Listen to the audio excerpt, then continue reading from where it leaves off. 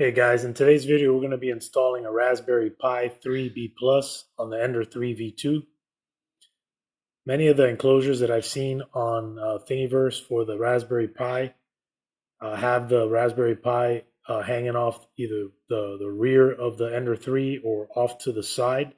However, I was looking for a more stock stealth look and decided to place the Raspberry Pi in the location where the tool tray is.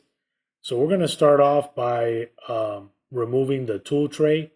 So just the tool tray unsnaps from the back, but you also have to remove this little extrusion cap, which keeps the rail guide from coming out. So once you pop that off, then you should be able to wiggle the enclosure and drawer unit out and away from the Ender 3 V2. Guys, if you're new to the channel, consider subscribing, turn on your notification bell, and leave me some comments. I love reading the comments and do my best to get back to you guys as soon as possible. Using the original dimensions of the stock toolbox, we're going to jot down the width, height, and depth to give us a starting point in designing a new part in Onshape.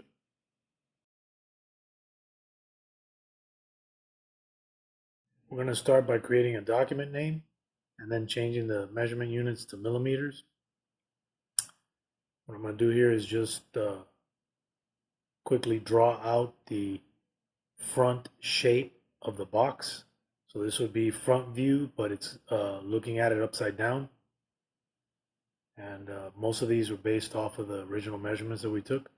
Once we have that, what we're going to do next is create the little rail guide. And this is the little rail that sits in the aluminum extrusion. And then we're going to extrude the shape out to the depth we need. And this is a cool command that Onshape has. It's called the split tool. So you select the part you want to split and then select the surface you want to split it with. And then if you look at the drawing now, it just created this little rail guide as a separate part. That makes it easier to print without supports. Now, the next thing is shell command. We're going to pick the surface that we want to remove, select the thickness that we want our shell to be, and now we have a hollowed out box. So again, just like before, we're going to select again the split tool, and we're going to make this lid removable. We're going to select the part, and then we're going to split it with the underneath part of the lid, and then that's going to create the split for us. So now we'll have a removable bottom cover. We'll be using Noctua fans. So this is a 5-volt Noctua fan. It's 40 millimeter. And this drawing is based off of the dimensions of the fan. So if you're going to use a different fan, your dimensions will be different.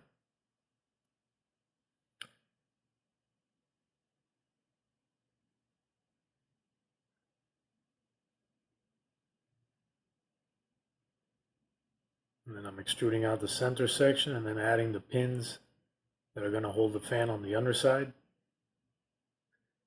Next thing would be to create the vent louvers.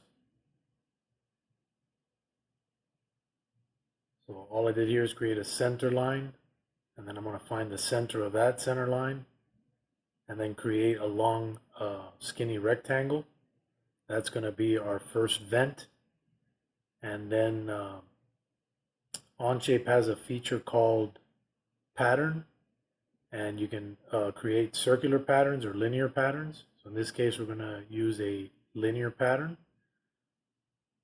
After defining the size that you need, so I'm going to make these vents about 3 millimeters and about 90 millimeters long.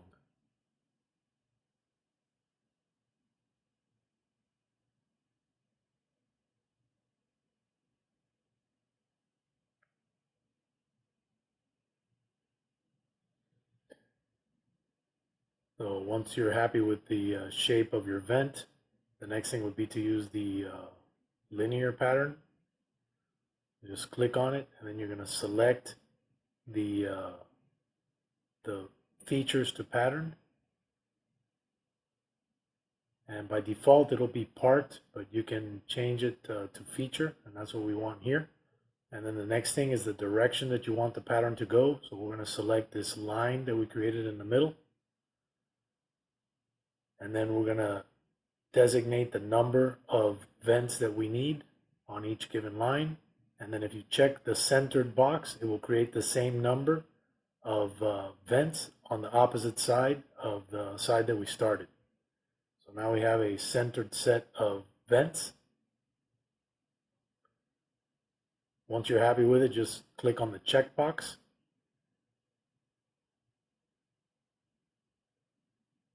And if your original vent went away, all you'd have to do is just click on your little eye.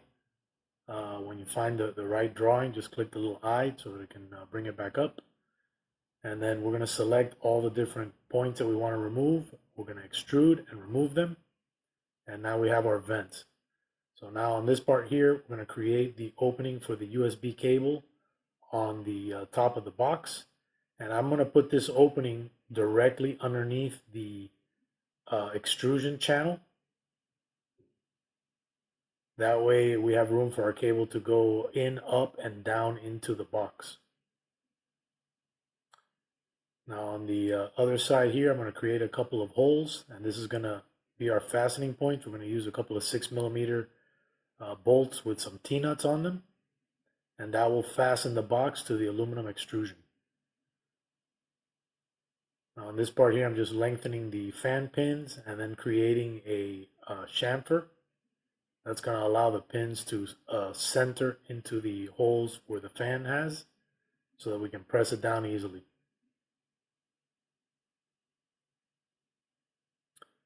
On this part here, I'm just creating the holes that go through this guide rail into the box so that then we can put screws from the inside of the box to grab that outer rail. And this will allow us to print these as independent parts without the need for supports.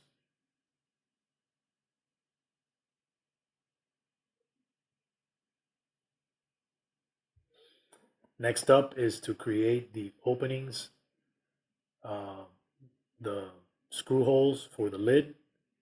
And what I'm doing here is just creating a shape that is square. And then I'm going to create some standoffs. Now these standoffs will be fastening points for the screws. And in Onshape there is a Boolean command, and you can use it to select different parts and join them together, which is what I did here to get these standoffs to become part of the case. Next up is to draw the countersink holes. But before I finish this step, I think what we need to do is we need to create some fillets underneath these standoffs, and this will eliminate the need for supports underneath these little blocks.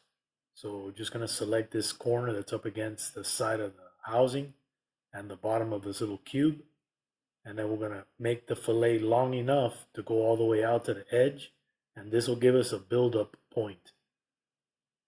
So as the printer goes layer by layer, it will start building up, and then by the time it gets to building that cube, it'll have a nice surface to print it on.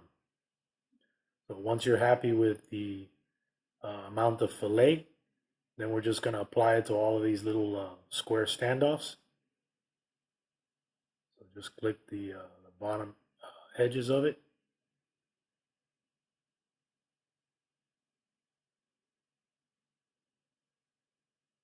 And these standoffs are kind of big, so I'm gonna probably refine these, make them a little smaller. That way we'll reduce our printing time and save some material. They don't have to be that robust.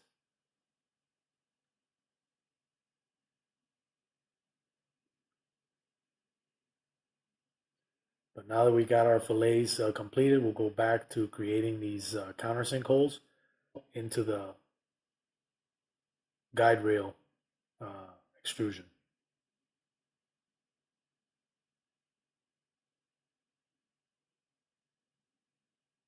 So again, 5.5 inches. And then once you're happy with it, then go ahead and create the countersink on the other side.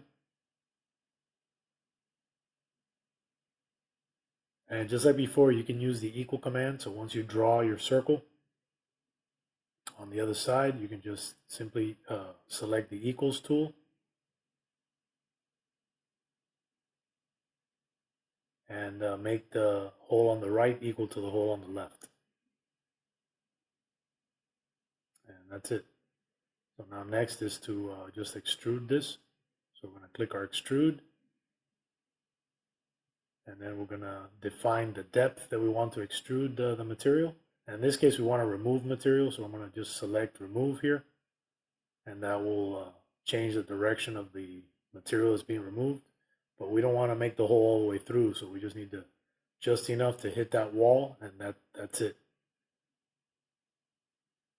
So once you're happy with that, click the checkbox, and we're good to go there. All right, so once you're happy with it, the next thing we're going to do here is just refine these shapes a little bit. And if you ever come across these red X's when you're trying to do something, all you need to do is mouse over the error messages and delete the one that's causing you the problem.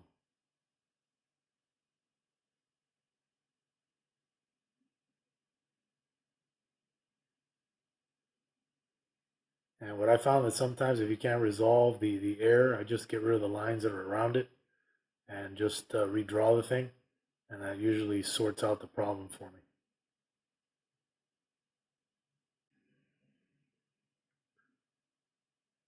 So now that we have our shapes, next thing we're going to do here is create the opening for the SD card. And this SD card is about 12 millimeters wide. So we're going to find the center point, space it off the bottom of the surface enough to clear the card. And then add a fillet to the other side, or a chamfer if you prefer. What we're doing here now is creating the standoffs for the Raspberry Pi, and I just need to take a quick measurement of the Raspberry Pi.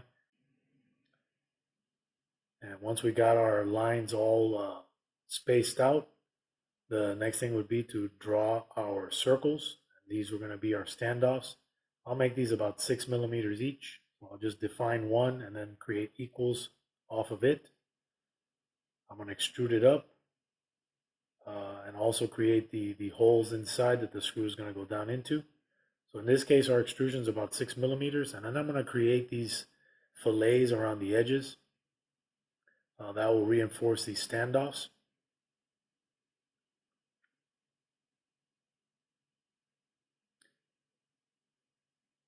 Now in this part, what we're doing here is I'm going to thicken the bottom lid a bit. So instead of 1.5 millimeters, I want it to be 3 millimeters. But in doing so, I'm going to need to remove some material underneath. So what I did is I extruded the surface on the bottom of the cover up into the first part, and then eliminated some of that standoff. So now when we have our new lid, you can see that gap between the standoff and the bottom cover. What we're going to do next is we're going to extrude. We're going to select and extrude this bottom to then once again meet up with the standoffs.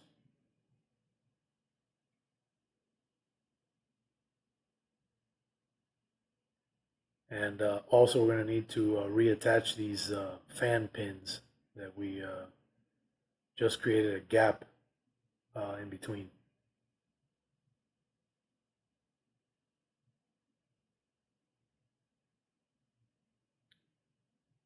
All right, so here I'm selecting that bottom section, and I'm going to extrude it down. That'll give us an overall thickness of the bottom lid of 3 millimeters.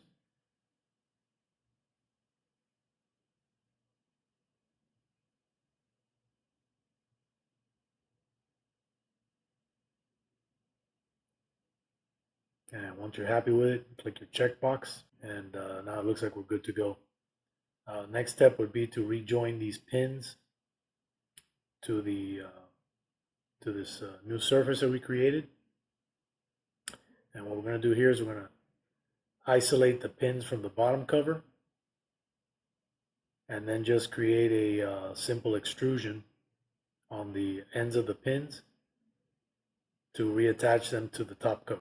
Once you have your pins selected, we're going to use the Boolean command to join the pins to the bottom cover. So just click on Boolean and click your check mark, and that's it.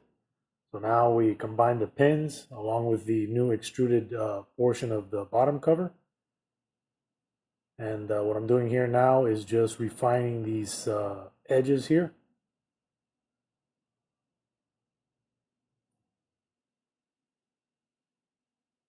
And now we're going to export them. And this is how you want to orient the parts. Make sure to turn on your supports. It only needs the support for that bottom shelf. Same thing with the top. Export the top. Top, just flip it around, pins facing up, and it just prints flat. And then lastly, the little rail guide. So just point the holes up. Now that your parts are printed, we're going to need a few screws here. So this is a coarse screw, and can't remember exactly the measurements, so I'm going to just measure them here. So they're 3mm, 9mm. And then we're going to need some fine thread screws. And these again are 3mm by about 5mm. Lastly, we're going to need some screws to attach the case to the aluminum extrusion, and this is a 4mm by 6. You're also going to need the matching T-nuts for the 4mm button head screw. We're also going to need a Raspberry Pi 3B Plus. And shout out to Doug O'Connor for providing the buck converters that we're going to be using in this video. I'll put links to all the parts that I'm using in the video description, along with the STL files for the enclosure. And if you guys want to use it, you can just download it. We're going to need a couple sections of wire. So this one is going to be the input wire for the buck converter coming from the power supply. And then we're going to need a shorty wire to go from the buck converter to the Raspberry Pi. So the first longer cable is about 290mm. So if you cut out a length about that size, you can follow this installation process, and it should work out just the same as it did for me. Now on this shorty cable, what I did here is I took apart an old or micro USB cable that I had and just soldered the wires to it. I'll provide a schematic in the video description that you guys can follow. And this one is 140mm. And then this little sleeve was a little extra sleeve from the Noctua fan, which we're also going to be installing in this video. We're going to need one more short piece of wire, and this is going to be to connect the Noctua fan to the buck converter. And this section of wire is about 120mm. And both the Noctua fan, which is 5V, and the Raspberry Pi, which is also 5V, can run off of the same buck converter. So that's what we're going to do here. Just start by stripping off some wire from the ends. And we're going to use a couple of JST connectors here.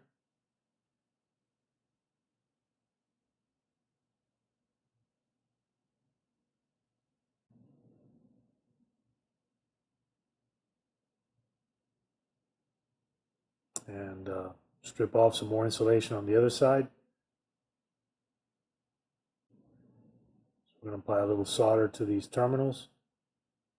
And we're also going to apply some solder to these wire ends.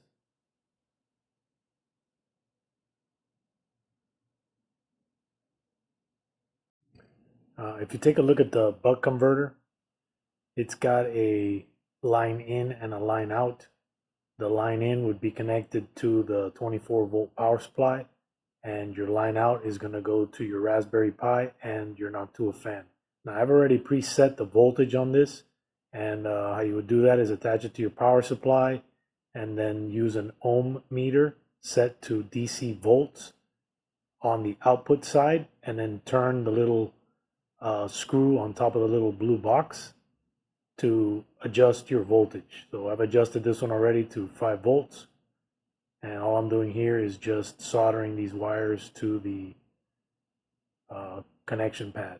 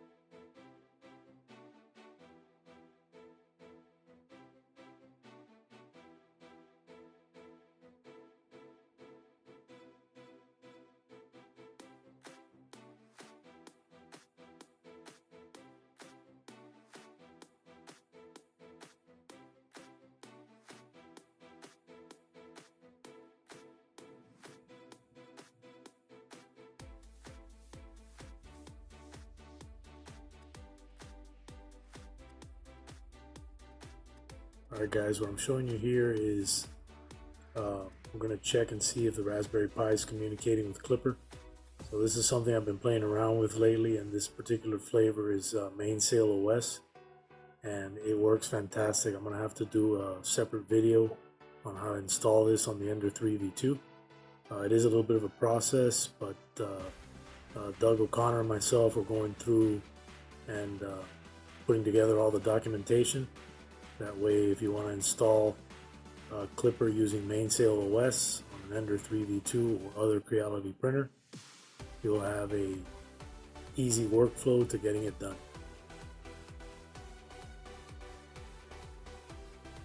So we're just going to run off a quick test print here. One super cool thing about Mainsail OS is that there is a plugin that you can add to Cura that will export your G-code files to include the picture of the item that you're going to print, which I thought was pretty cool. I'll bring the phone closer to the camera so you guys can see. And this is just an old smartphone that I had lying around, but it's good for connecting to Klipper. So I just initiated a print. The printer is going to warm up and then go through its purge and begin the print. Guys, if you're new to the channel, consider subscribing, turn on your notification bell, and leave me some comments. I love reading the comments and do my best to get back to you guys as soon as possible. Alright, till next time guys, God bless.